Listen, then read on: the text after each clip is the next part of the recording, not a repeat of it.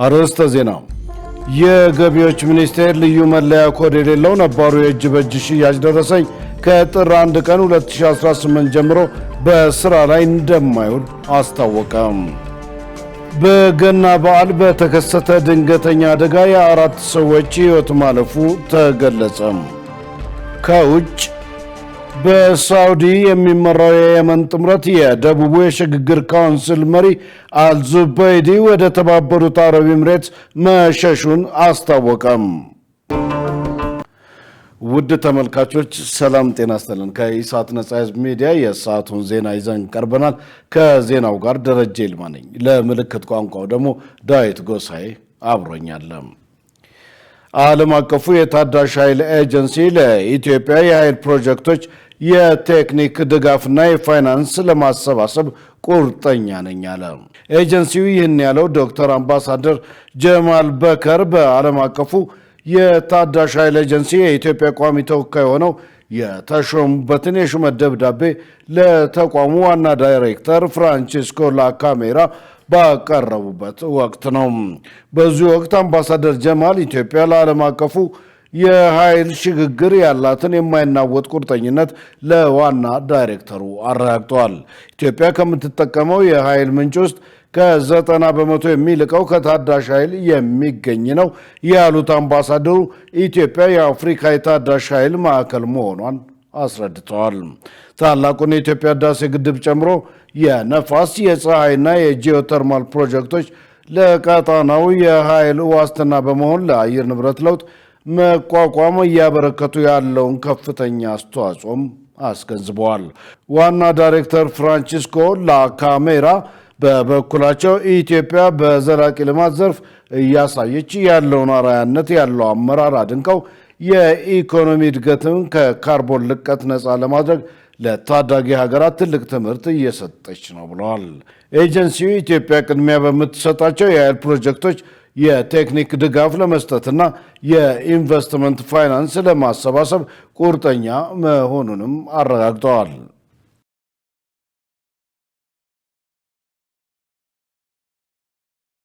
የገቢዎች ሚኒስቴር ልዩ መለያ ኮድ የሌለው ነባሩ የእጅ በእጅ ሽያጭ ደረሰኝ ከጥር 1 ቀን 2018 ጀምሮ በስራ ላይ እንደማይውል አስታወቀም። የህትመት ጥያቄ አቅርበው የታተመላቸውን ደረሰኝ ያልወሰዱ ግብር ከፋዮችም በሚከፍሉበት ቅርንጫፍ ጽሕፈት ቤት ወይም በየክፍያ ማዕከላቸው ተገኝተው ደረሰኛቸውን እንዲረከቡ ቢሮው አሳስቧል። ሙሉ ቀን ሰለሞን ያዘጋጀውን መሳይ ገዛኝ እንደሚከተለው ታቀርበዋለች። የገቢዎች ሚኒስቴር ልዩ መለያ ኮድ የሌለው ነባሩ የእጅ በእጅ ሽያጭ ደረሰኝ ከነገ ጥር 1 ቀን 2018 ዓ.ም ጀምሮ በስራ ላይ እንደማይውል አስታውቋል።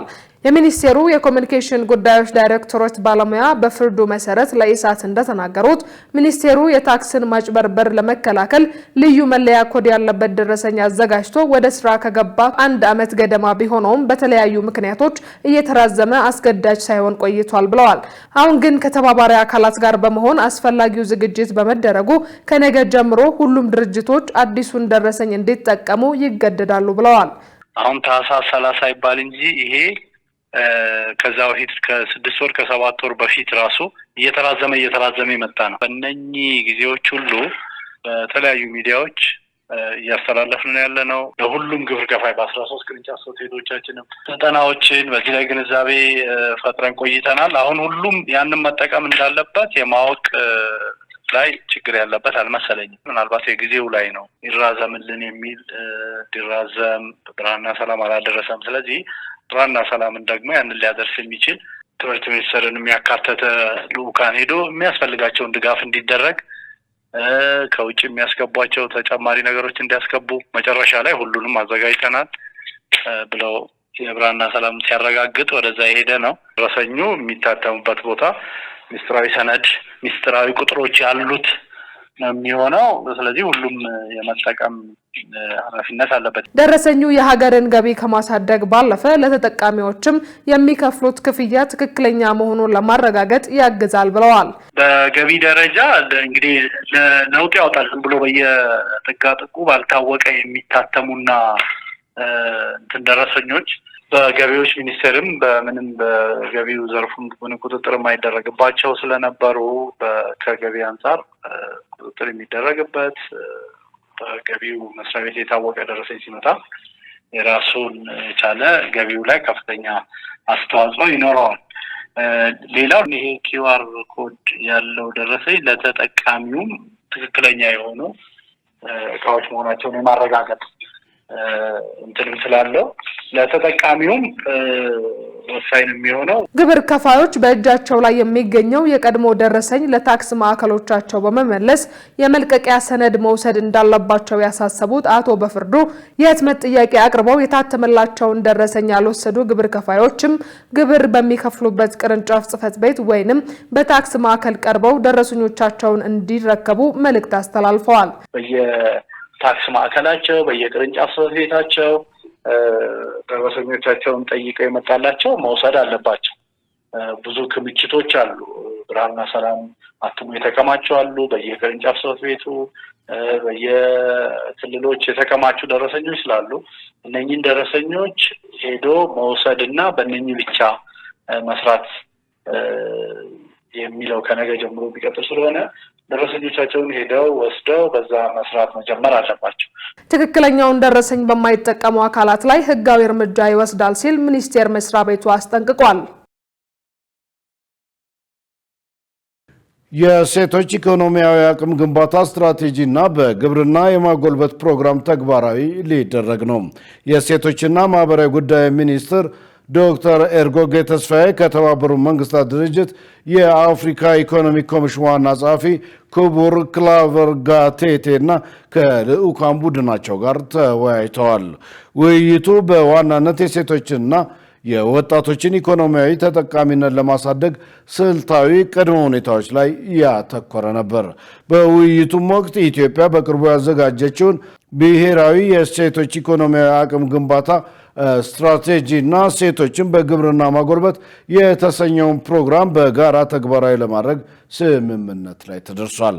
ከተባበሩት መንግስታት ድርጅት የአፍሪካ ኢኮኖሚክ ኮሚሽን ዋና ጸሐፊ ክቡር ክላቨር ጋቴቴ በበኩላቸው ድርጅቱ በሴቶች የኢኮኖሚ ተጠቃሚነት ላይ በስፋት እንደሚሰራ ገልጸው ከሚኒስቴሩ ጋር በስትራቴጂያዊ ጉዳዮች ላይ በቅንጅት ለመስራት ያላቸውን ቁርጠኝነት ገልጸዋል።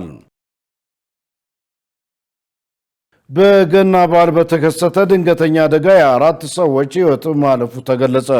በበዓሉ ዕለት የትራፊክን ደህንነት ለማረጋገጥ በተሰራው ስራ አልኮል ጠጥቶ ሲያሽከረክሩ በተገኙ 26 አሽከርካሪዎች ላይ ሕጋዊ እርምጃ መወሰዱን የአዲስ አበባ ፖሊስ አስታውቋል። መሰረት ባዩ ተጨማሪ አላት። በበዓላት ወቅት ከሌላው ጊዜ በተለየ መልኩ የሰዎች እንቅስቃሴ ይጨምራል። በዚህም መጠን አደጋ ይከሰታል። ከዚህ ጋር ተያይዞ የትራፊክና ሌሎች አደጋዎች እንዳይፈጠሩ የአዲስ አበባ ፖሊስን ጨምሮ ሌሎች ተቋማት የተለያዩ ስራዎችን እንደሚሰሩ ይገለጻል። ከሰላምና ጸጥታ እንዲሁም ከሌሎች ጉዳዮች አኳያ የበዓል ወቅት እንዴት አለፈ ሲል ኢሳት የአዲስ አበባ ፖሊስን ጠይቋል። የአዲስ አበባ ፖሊስ ጠቅላይ መምሪያ የህዝብ ግንኙነት ዳይሬክተር ኮማንደር ማርቆስ ታደሰ በሰጡት ምላሽ የዘንድሮ የገና በዓል አልፎ አልፎ ከተፈጠሩ የስርቆትና የማጭበርበር ተግባራት ውጪ በአብዛኛው በሰላም መጠናቀቁን አስታውቀዋል። ከትራፊክ አደጋ ጋር በተያያዘ ግን በበዓሉ ዋዜማ በአቃቂ ቃሊቲ ክፍለ ከተማ እንዲሁም በበዓሉ ዕለት በቦሌ ክፍለ ከተማ ወረዳ 3 በደረሱ 2 የትራፊክ አደጋዎች የ2 ሰዎች ህይወት ማለፉን ገልጸዋል። አንደኛው የትራፊክ አደጋ በዋዜማው የደረሰ የትራፊክ አደጋ ነው። ማክሰኞ ዕለት ማለት ነው። አቃቂ ቃሊቲ ክፍለ ከተማ ወረዳ 7 ቅዱስ ገብርኤል ቤተክርስቲያን አካባቢ የደረሰ የትራፊክ አደጋ ነው። እድሜያቸው 52 ዓመት የሚገመቱ ሰው መንገድ ሲያቋርጡ ለሰዋን ሁኔቱ ህይወታቸው እንዲያልፍ አድርጓል። በትራፊክ አደጋ የሞት አደጋ የደረሰው ቦሌ ወረዳ 3 ሀያት ሆስፒታል አካባቢ የተከሰተ ነው። የ40 ዓመት ሰው ናቸው። እንግዲህ በመኪናው ተገኝተው ህይወታቸው አልፏል ማለት ነው። ከዚህ ውጭ ከዚህ ከትራፊክ አደጋው ጋር በተገናኘ በተቻለ አቅም አደጋውን ለመጨቆን የአልኮል ቴስት አድርገናል። በከተማችን በተመረጡ 5 ቦታዎች ላይ ፍተሻ አድርገናል። በተመረጡት 5 ቦታዎች ላይ በተደረገው ፍተሻ ወደ 3-5 አካባቢ አሽከርካሪዎችን አልኮል ቴስት አድርገናል ማለት ነው። ከነዚህ ውስጥ 26 አሽከርካሪዎች ከመጠን በላይ ጠጥቶ ሲያሽከርክሩ ተገኝተው ያው እርምጃ ተወስዶባቸዋል ማለት ነው። ከትራፊክ አደጋ በተጨማሪ በየካና በአዲስ ከተማ ክፍለ ከተሞች በቤት ውስጥ በተከሰተ የከሰል ጭስ አደጋ የሌሎች የሁለት ሰዎች ሕይወት ማለፉን ኮማንደር ማርቆስ ተናግረዋል። በከሰል ጭስ የካ ክፍለ ከተማ ላምበረት አካባቢ 02 የሚባል ቦታ ላይ እንግዳ ናቸው ሰው ቤት እንግድነት መጥተው በተኙበት የከሰል ጭስ አፍኗቸው ሕይወታቸው አልፏል። እንዲሁ በዚህ በከሰል ጭስ አዲስ ከተማ ክፍለ ከተማ ወረዳ 6 አዲስ ከተማ ትምህርት ቤት ጀርባ በተመሳሳይ በከሰል ጭስ ታፍነው አንድም ግለሰብ አሉ። ስለዚህ በአመት በዓል እንግዲህ ሰሞን በከሰል ጭስ ታፍነው የሞቱ ሰዎች 2 ናቸው ማለት ነው። በነገራችን ላይ ብዙ ጊዜ እንደዚህ በዓላት በሚመጡ ሰዓት ላይ በጣም በርካታው ሰው በተለይ ዶሮ ወጥ የሚያመስለው ቤት ውስጥ በከሰል ነው። አብዛኛዎቻችን ቤት ውስጥ ይሄ ነው። ጥንቃቄ ካልተደረገበት በጣም ከፍተኛ የሆነ አደጋ ሊያስከትል የሚችል ስለሆነ በተቻለ አቅም ከሰል አንድዶ ቤት ዘግቶ ስራዎችን መስራት እጅግ በጣም አሰቃቂ የሆነ አደጋ የሚያጋልጥ ነው። አሰቃቂ የሆነ ሞት የሚዳርግ ነው። አልኮል ጠጥቶ እንዲሁም ከፍጥነት በላይ ማሽከርከር ለትራፊክ አደጋ ዋነኛ መንስኤዎች መሆናቸው ተገልጿል። የኦሮሚያ ክልል የሕግ የበላይነትን የማስከበር ስራውን አጠናክሮ እንደሚቀጥል ገለጸ። በኦሮሚያ ክልል የሕግን የበላይነት በማስከበር ሁለንተናዊ ልማት የማረጋገጥ ስራ ተጠናክሮ ይቀጥላል ሲሉ የክልሉ ኮሙኒኬሽን ቢሮ ኃላፊ ኃይሉ አዱኛ ገልጸዋል። የቢሮ ኃላፊ ኃይሉ አዱኛ የክልሉን ወቅታዊ ሰላምና የልማት እንቅስቃሴ በማስመልከት ለኢዜአ ማብራሪያ ሰጥተዋል።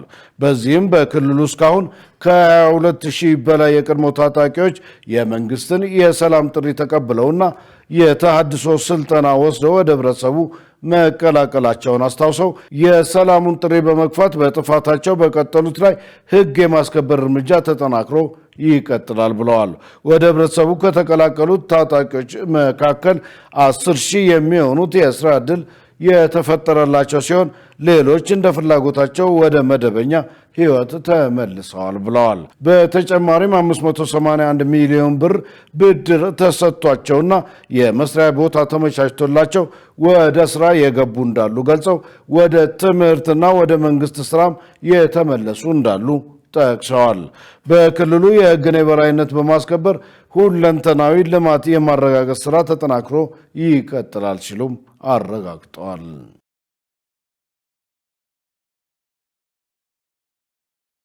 ውድ ተመልካቾች ከኢሳት ነጻ ህዝብ ሚዲያ የሰዓቱ ዜና ወደ እናንተ መድረሱ እንደቀጠለ ነው። አሁን ደግሞ የቢዝነስ ዘገባዎችን ወደ እናንተ የምናደርስበት የአየር ጊዜ ላይ ደርሰናል። መሰረት ባዩ ጠብቀናለች። ወደዛው እንለፍ።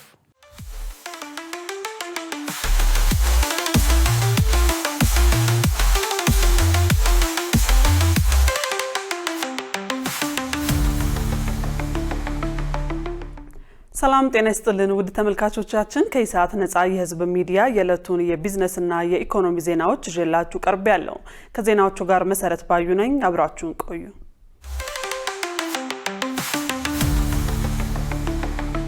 ብሔራዊ ባንክ በልዩ የኢኮኖሚ ዞኖች ለሚከፈቱ የባንክ ቅርንጫፎች የተለየ የስራ ፍቃድ እንዲወጣ አዘዘ። የኢትዮጵያ ብሔራዊ ባንክ በልዩ የኢኮኖሚ ዞኖች ውስጥ የሚከፈቱ ማናቸውም የባንክ ቅርንጫፎች ከባንኩ በቀጥታ የተለየ የስራ ፍቃድ እንዲያወጡ የሚያስገድድ አዲስ መመሪያ ማውጣቱን አስታውቋል።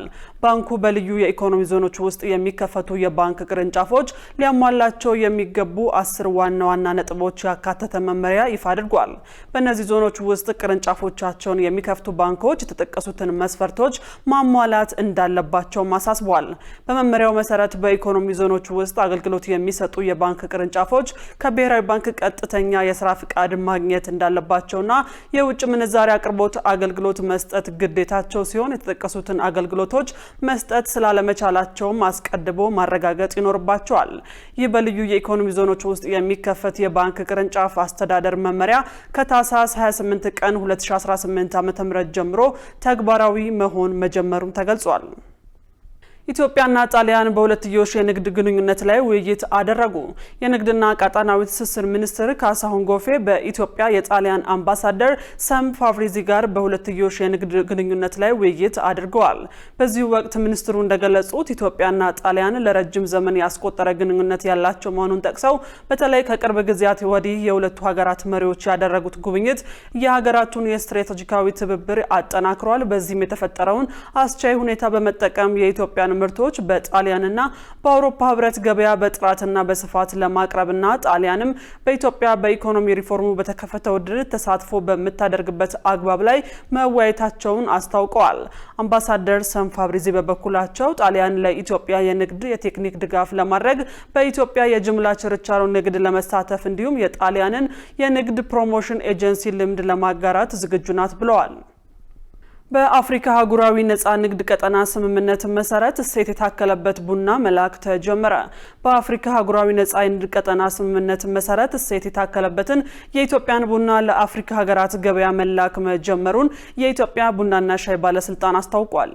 በአፍሪካ ነፃ የንግድ ቀጠና ስምምነት መሰረት የኢትዮጵያ ቡና ገበያ መዳረሻ ለማስፋት እየተሰራ መሆኑን የኢትዮጵያ ቡናና ሻይ ባለስልጣን ምክትል ዋና ዳይሬክተር ሻፊ ኡመር ተናግረዋል። በተጨማሪም የአፍሪካን ሰፊ የገበያ ዕድል ለመጠቀም ጥሬ ቡና ከመላክ ይልቅ እሴት ጨምሮ ማቅረብ ወሳኝ መሆኑንም ገልጸዋል። በዚህም ወደ አንዳንድ የአፍሪካ ሀገራት እሴት የተጨመረበት ቡና የመላክ ጅምር የበለጠ ለማስፋት በትኩረት እየተሰራ እንደሚገኝ ተናግረዋል። ኢትዮጵያ አዳዲስ የቡና ገበያ መዳረሻዎችን እያሰፋች ነው ያሉት አቶ ሻፊ ለማሳያነትም በ2016 ዓ.ም የኢትዮጵያ የቡና ገበያ መዳረሻ ከ64 በ2017 ደግሞ ወደ 84 ማደጉን ገልጸዋል።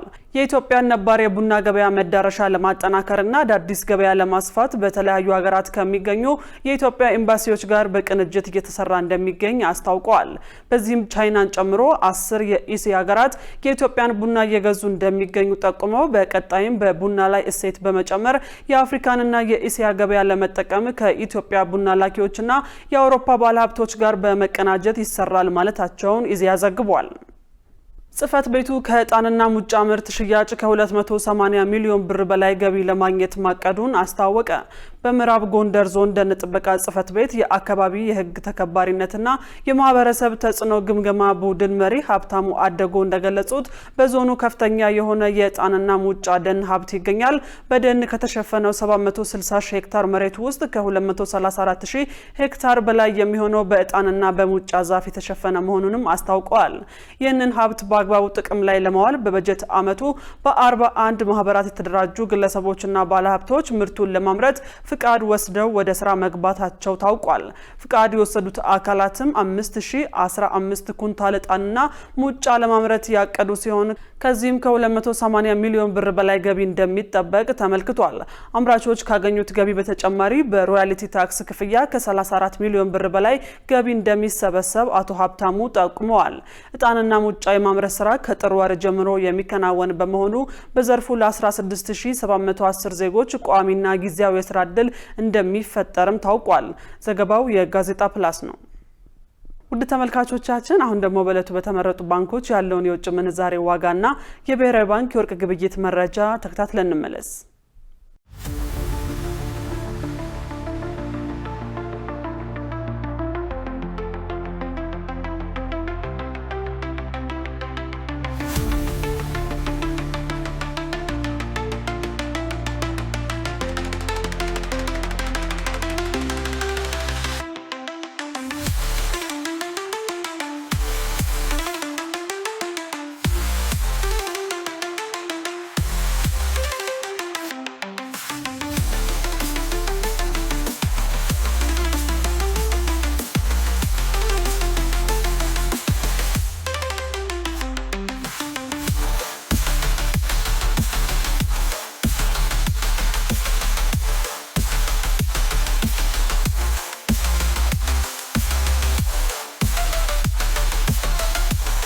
ውድ ተመልካቾቻችን ለዕለቱ ያዝናቸው የቢዝነስና የኢኮኖሚ ዜናዎች በዚሁ ተጠናቀዋል። ወደ ቀሪዎቹ ዜናዎች እንመለስ።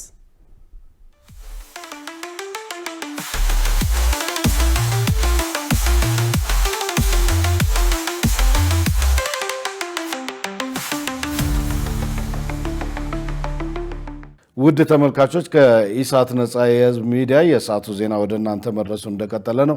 አሁን ደግሞ ወደ ውጭ ዘገባዎች አልፋለሁ። በሳዑዲ የሚመራው የየመን ጥምረት የደቡቡ የሽግግር ካውንስል መሪ አልዙበይዲ ወደ ተባበሩት አረብ ኤሚሬትስ መሸሹን አስታወቀም። ሁለቱ ቡድኖች በሰላም ላይ ለመነጋገር በሪያድ ቀጠሮ ተይዞላቸው ነበር። ሸሪፍ ኢማም ተጨማሪ አለው። በየመን የሚገኘው ሳውዲ አረቢያ መራሹ ጥምር እንዳስታወቀው የተገንጣዩ የደቡብ የሽግግር ካውንስል መሪ በሶማሌላንድ አድርጎ ወደ ተባበሩት አረብ ኤሚሬትስ መሄዱን አስታውቋል። መሪው አዳሮስ አልዙበይዲ ይህንን ያደረገው በቅድ የተያዘ የሰላም ንግግርን ችላ ብሎ በመሆኑ ከሀገር እንዲኮበልል ያደረገችውን የተባበሩት አረብ ኤሚሬትስን ቡድኑ ወቅሷል። ጥምረቱ ሐሙስ ዕለት እንዳስታውቀው አዳሮስ አልዙበይዲ ረቡዕ ሌሊት ላይ ከየመን በኤደን በኩል በበርበራ አድርጎ ወደ ሶማሌላንድ ሄዷል። ከዚያም ከተባበሩት አረብ ኤሚሬትስ መኮንኖች ጋር ወደ ሶማሊያ ዋና ከተማ ሞቃዲሾ በሯል። ቀጥሎም አውሮፕላኑ በአቡዳቢ አልአሪፍ የወታደራዊ አየር ማረፊያ ከማረፉ በፊት መታወቂያውን በመቀየር በ10 ደቂቃ ውስጥ ወደ ኋላ ተመልሷል። ይህንን ተከትሎ ከደቡብ የሽግግር ካውንስልም ሆነ ከተባበሩት አረብ ኤሚሬትስ በኩል ወዲያውኑ የተሰጠ አስተያየት የለም። ጉዳዩ እውነት መሆኑ ከተረጋገጠ በሳውዲ አረቢያና በተባበሩት አረብ ኤሚሬትስ መካከል ያለውን ግንኙነት ይበልጥ ያሻክረዋል።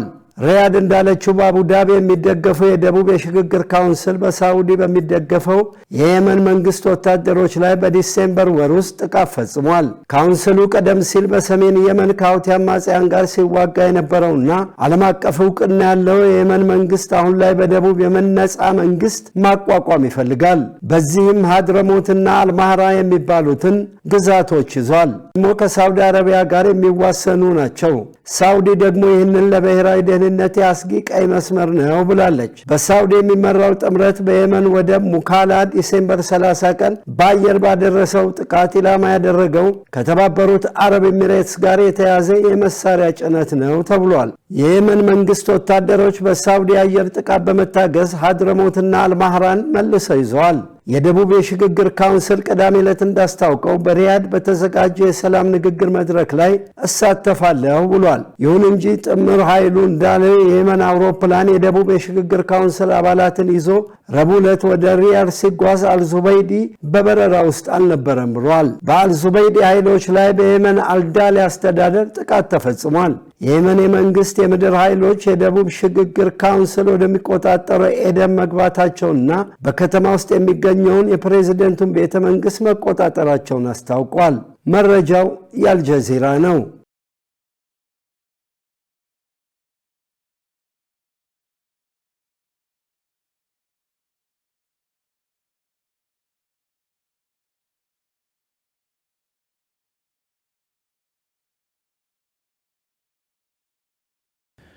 በኮሎምቢያ የአሜሪካን ጣልቃ ገብነት በመቃወም በሺ የሚቆጠሩ ሰዎች ሰላማዊ ሰልፍ አካሄዱ።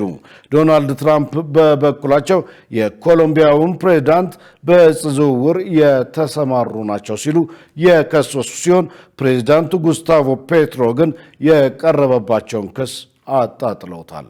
ዮሐንስ ተስፋ ተጨማሪ አለው።